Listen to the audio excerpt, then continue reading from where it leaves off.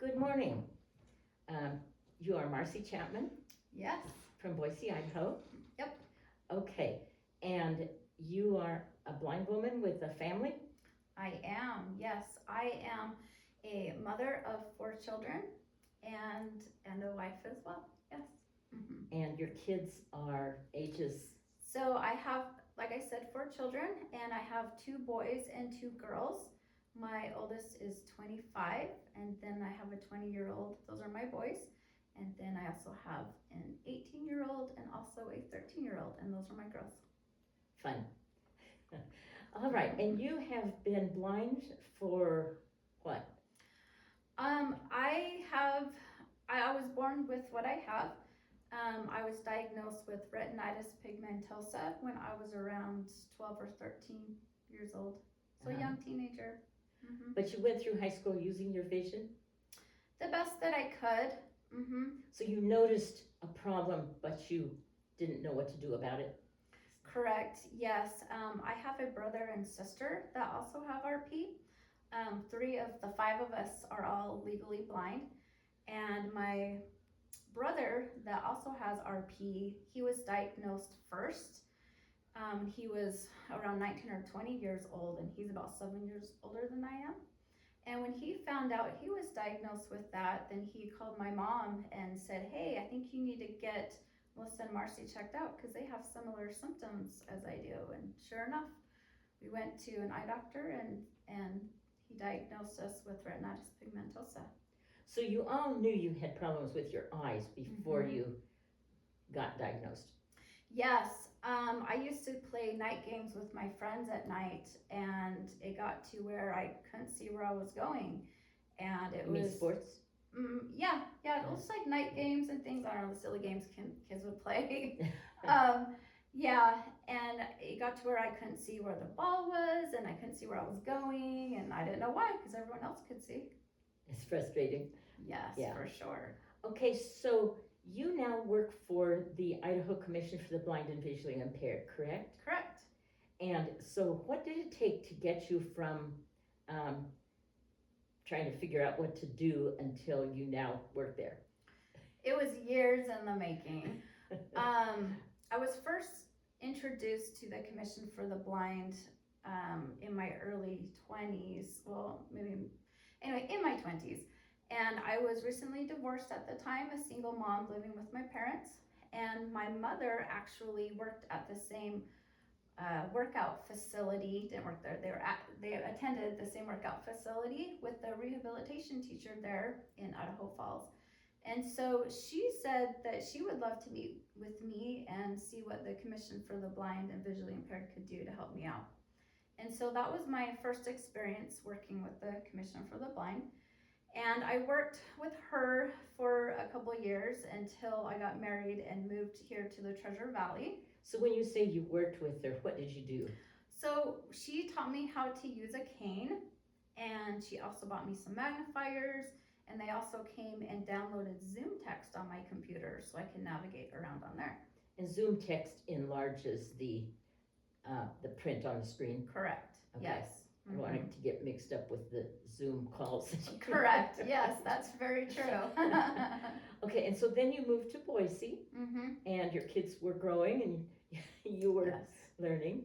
And so then you had a new baby, is that right? We did.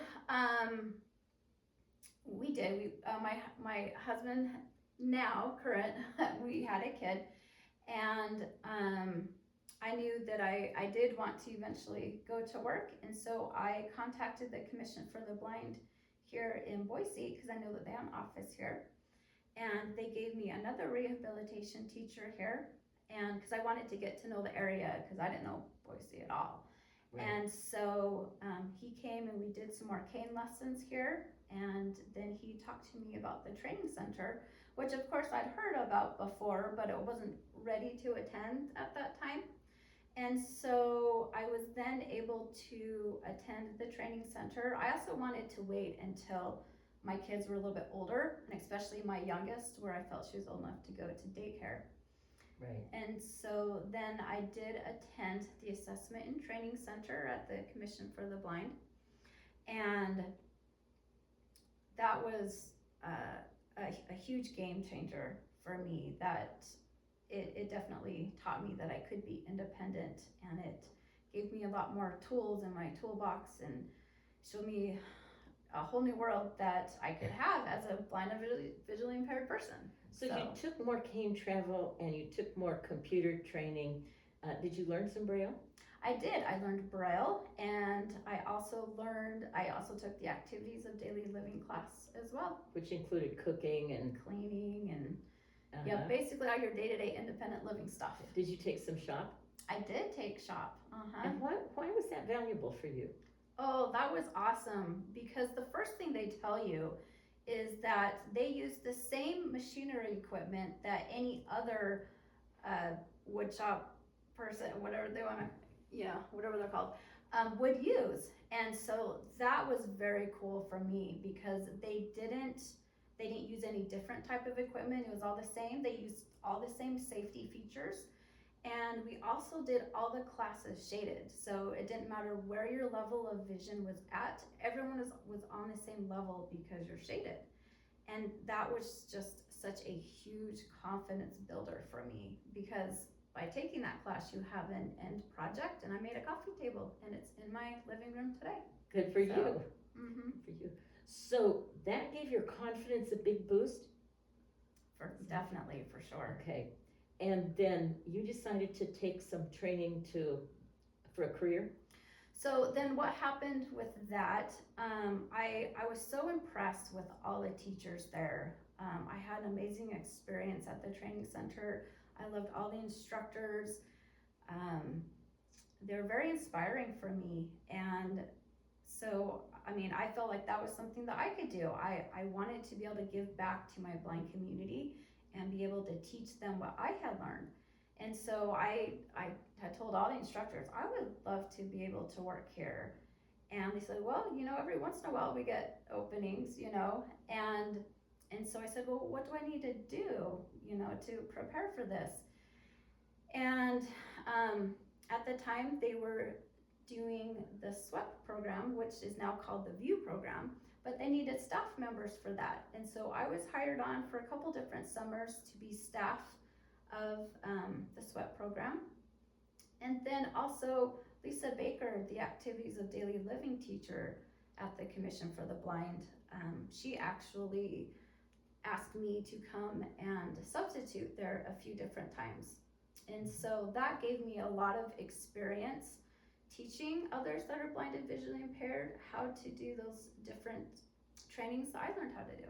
But you also did some yoga certification, right? I did, yes. Okay. So also during that time, I got to know Allison Stevens, who was over the Bell program, and she was doing a day camp at the time. And so I volunteered for her a couple summers as well. And during one of those, they had a yoga teacher come and teach the kids. And I was so impressed on how well that yoga teacher was able to describe the poses to those of us who are blind. And she didn't have any experience teaching to the blind before. And I thought she did such an amazing job. And I also loved how my body felt after doing the yoga. And so I felt like that is something that I could do, that I was really interested in. And so when I came back to school, to the training center, I told them, hey, I'm really interested in learning how to do this, and I think I want to look into this as a possible career or job that I could do. So then we started looking into that, and we found the Shanti Yoga Teacher Training Program, and I started taking classes there. So you have 2 or 3 certifications? I do. The first certification that you can get as a yoga teacher is the 200-hour, and so I did that through the Yoga Tree, or at the Yoga Tree through Shanti Yoga, and I did the 200-hour program. But then I was also interested in teaching yoga to children, and they offered a children's yoga teacher training program, which was about 70 or 80 hours. So I completed that about the same time I completed the 200-hour program. But then they also offered a 300-hour program, which I also entered into and completed. So you have a lot of yoga training, and we have some videos on this channel showing you teaching groups of people to do yoga. Mm-hmm. So you've got that to fall back on. I do. But that's not your career right now, right? Nope, because going back to your previous question, at some point they had some openings at the Commission for the Blind. A couple of them. I didn't get the first one I applied for, but the next one that opened up here in Boise for the rehabilitation teacher position, I applied for and was interviewed and was able to get it. And so you travel to people's homes and teach them the kinds of things you learned in the training center, is that correct? I do, yes. I'm able to go over all the Treasure Valley and teach other blind and visually impaired people how to be a independent blind person. And so that's your career, but you have another activity that you're pretty excited about, I think. Oh, yes, I do. What is that? It's called Beyond Vision Adventures. And that came about, that was also another thing that was a few years in the making. My friend Erin Olson, we were actually students together at the training center. That's where we first met. And we've known each other for several years through the commission and also through the Northwest Association for Blind Athletes. We had lots of transportation rides and conversations together where we would talk about this. She loves to travel, and we would talk about, oh, wouldn't it be great if we were able to put together some type of blind traveling group where it could be affordable for the blind and visually impaired, because it's always expensive to travel. And then the other challenge is transportation, right? And so just providing a way for our blind community to travel. And we talked about this for, I don't know, a couple of years, until one time we just said, well, we just need to do it. We've been talking about it. Let's just do it. So hence, that's where our Lava Hot Springs came about, which you attended, Ramona. Yeah, that was a trip that you took several people on, several blind people. Yep. But you also got some of your family members, I think, to drive and to volunteer to help us I did, yes. Explain things that were hard to see. Yes, my oldest brothers, who are twins, my only siblings who do not have any kind of eye condition, thankfully. Yeah, they're awesome. I had been telling them about what I've wanted to do, and I told them that we were planning something, and they both said, well, I would love to come help.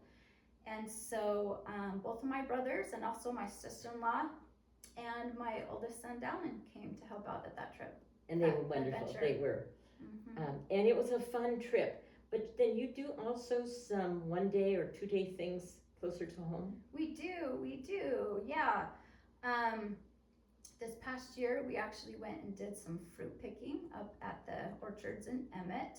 And we also did Witches Night Out. That was a fun thing to do. One of my drivers actually plays in the band that played at that, and so we wanted to come and support him. So that's a costume night? It is. It was a costume night. It was close to Halloween, and so everyone dressed up as witches and wizards, and it was a lot of fun. So what is your ultimate goal? Do you want to do longer trips, or do you know yet? Yes, for sure. That was one of the main things that we wanted to do. We eventually would love to take an adventure to another country, and that is our ultimate goal. And we're hoping to get the finances and funding to be able to do that in 2027. So you're working on funding. Yes. But you're going to ask people to put in what money they can of their own? Yes, for sure. And then you'd like to be able to supplement it. Correct. Donated funds. Yes. So do you have any idea what kind of longer trip would be next? Well, as far as not in the United States, not yet. We've talked about some different ideas, but nothing set in stone. But more closer to home, we have been in contact with this nonprofit organization that's out of McCall, and it's the same people that Allison Stevens works with for the Bell and Beyond program. Awesome. Yeah. The Awesome. Yep. And we are talking about putting together an adventure in the first part of September. In McCall? Yes, in Like McCall. hiking or boating or? Yeah, we don't have it set in stone yet. They're checking on dates at a couple different places, but they're looking at possibly Pilgrim's Cove. And it will be a couple nights, and we'll have some hiking and some swimming, possibly even some huckleberry picking. I also mentioned to them that we all love to tandem bike, so they're gonna look into that as a possibility as well. Oh, that would be hard in the mountains. Well, we'll see how it goes. But do they have facilities to do boating? I mean, I guess you can always rent He boats, didn't but. mention that, but there is for like kayaking and paddleboarding, yes. Uh-huh. Mhm. Yeah, in September. Yeah, And they're we're less looking- likely to have so much smoke that we have down here in the fall. Right, yes, and more availability in September as well. Uh-huh. So, yeah, Yeah. keep you posted on that one. Be cold. All right, so that's moving along, and you have a board elected now, and We do. anything else you want to tell me about BVA? So, coming up this summer, we don't have any specific dates coming up, but for this spring and summer, we have some more fruit picking that we would like to do, and then also our annual float the Boise River. We are also planning on doing as well. That's also a crowd favorite. So You floated on a craft or on tubes? no, we floated on tubes. Yeah, my son on a doesn't raft. like the back of his hand, and so yeah, we either rent the tubes there, but actually this last summer, one of our volunteers had some rafts that he donated. Uh-huh. So that was very kind of him. That made it much more affordable for us. Mhm. Well, this is an interesting project. I'm not aware of very many others in the country, but you've got a lot of energy and enthusiasm. So far, I think you've made great progress. Well, thank you, Ramona. I would love to get the word out about it because we are a nonprofit organization, and so it will come a lot with funding, and so if people want to contact you, what's the best way to do that? So they can either reach out to us on Facebook, which is just Google on Facebook, Beyond Vision Adventures. They can also contact me through phone number and email is info@beyondvisionadventures.org. info@beyondvisionadventures.org. Okay, and so you would like to hear from blind people and volunteers and donors and anything else? Absolutely, yes. Any and all, we I would love to get the word spread out because we always need volunteers. Of course we need donations, and then of course we need our blind community to come join in because we want to share that and let our blind community have those experiences of going on these different adventures and traveling the world and seeing places that they never would have seen before. And you've made contact with blind people through the Commission for the Blind and through the National Federation of the Blind, right? And also Northwest Association for Blind Athletes. Right, and you've made contact with volunteers through them too, haven't you? Yes, I have. Uh-huh. Yeah. And family members and Yes. friends as well. Yeah, well, you have lots of contacts, so good for you. Oh, thanks. Well, we can always use more. Anything else I should have asked and didn't? I can't think of anything at the moment. I'm very pleased and honored that you would ask to talk to me so that I can share about this new organization that we've started up. Well, good. And we haven't talked about your guide dog, but we've done that elsewhere, so people can do a search on our Idaho's Blind YouTube channel. Yes, I've got Guinness here in front of me, and also on the table next to us is our mini guinea, which is another little short on here that you need to check out. Okay, thank you very much. Thank you, Ramona.